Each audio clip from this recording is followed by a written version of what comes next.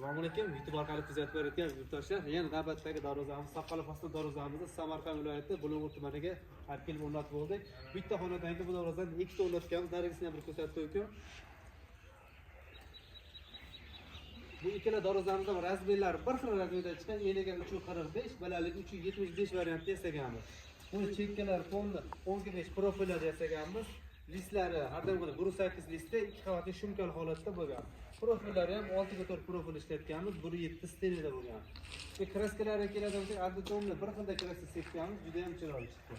Yurtdoshlar, agar sizlarga ham shunday darvozalar kerak bo'ladigan bo'lsa, ekranda telefon nomerlarimizni qoldirib o'tamiz. Bemalol telefon qilib aloqa chiqishlari mumkin. Respublika bo'ylab shu 12 ta viloyatga dastavkalarimiz bor. Oldidan hech qanday to'lovlarimiz yo'q.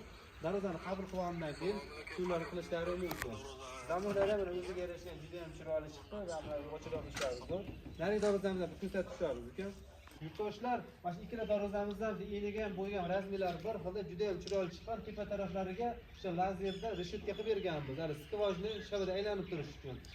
Yaqinroqdan kelsa uka orqa taraflardan bir ko'rsatamizda, zamonlarni ko'rsatamiz. Zamonlari ham juda ham chiroyli chiqqan. Ochilib yopishlar juda ham mayyi mana. Zo'r. Bunga haligi orqa tarafiga rezinka qo'yamiz. Endi rezinkalarni qo'yib beramiz, ketdik ichkariga.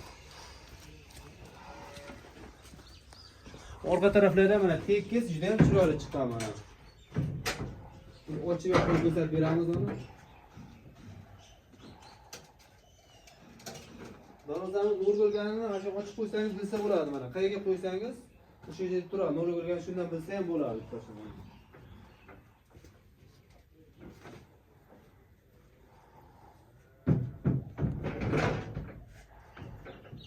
Ochilib yopishlari juda ham chiroyli. Bemalol telefon qilib aloqa chiqaverasizlar.